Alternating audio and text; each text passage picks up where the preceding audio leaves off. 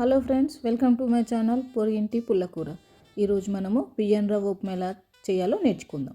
దానికి కావాల్సిన పదార్థాలు: 1 కప్పు బియ్యం రవ్వ, పోపు గింజలు, కరివేపాకు, 4 ఎండుమిర్చి, కట్ చేసిన 1 ఉల్లిపాయ సన్నగా తరుక్కోవాలి, 1 ఎల్లిపాయ దాన్ని కచ్చాపచ్చ దంచుకొని పెట్టుకోవాలి. 1 కప్పుకి 2 గ్లాసెస్ వాటర్. ఇప్పుడు మనము స్టవ్ వెలిగించి కడాయి పెట్టి అందులో మనము 1/2 స్పూన్ నెయ్యి వేసుకోవాలి.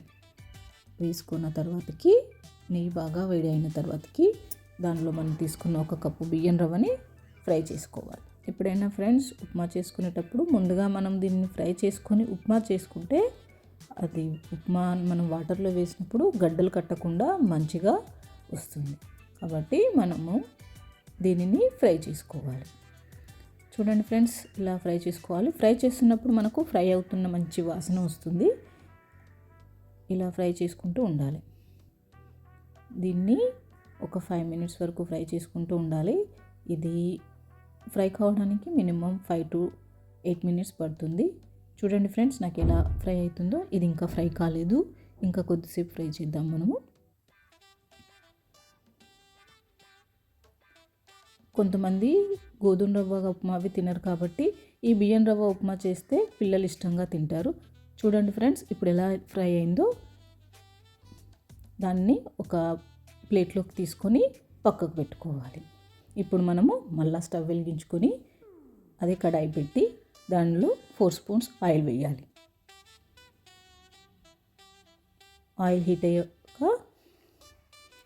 ఆయిల్ బాగా హీట్ అయ్యాక అందులో మనము పోపు గింజలు మనం తీసుకున్నవి వేసుకోవాలి. పోపు గింజలు చిటపటలాడించాలి మంచిగా ఫ్రెండ్స్. బాగా కలపెట్టుకొని అందులో ఎండుమిర్చి. దీనికి ఫ్రెండ్స్ పచ్చిమిర్చి వాడకూడదు, మనం ఎండుమిర్చి మాత్రమే వాడాలి. ఎండుమిర్చి వాడినప్పుడే టేస్ట్ వస్తుంది.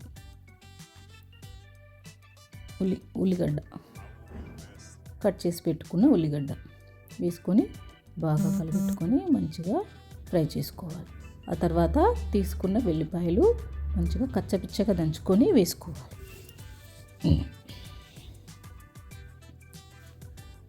చూడండి ఫ్రెండ్స్, అలాగే కరివేపాకు 4 రెమ్మల కరివేపాకు వేసుకొని మంచిగా గోల్డెన్ బ్రౌన్ కలర్లో వచ్చే విధంగా ఫ్రై చేసుకోవాలి.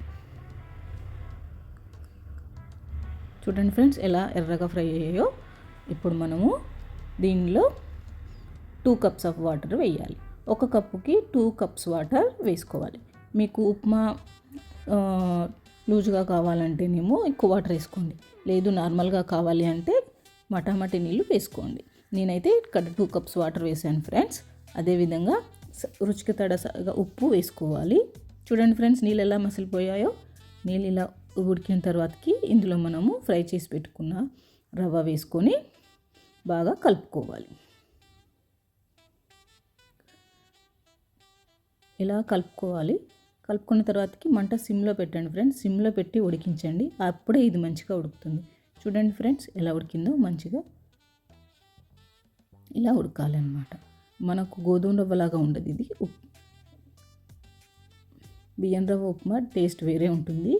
ఇది చాలా టేస్టీగా ఉంటుంది. టిఫిన్ బాక్స్లోకి కానీ పిల్లలకి, ఆఫీస్కి, ఎవరికైనా ఇది చాలా బాగుంటుంది. చూడండి ఫ్రెండ్స్, ఎంత బాగా అయిందో. ఇది ఇలా గడ్డలు కాకుండా పొడి పొడిగా ఇలా ఉంటుందన్నమాట. తర్వాత స్టవ్ ఆపిచ్చేసి మూత పెట్టేసి సర్వ్ చేసుకోవాలి. Thank you friends. Please subscribe.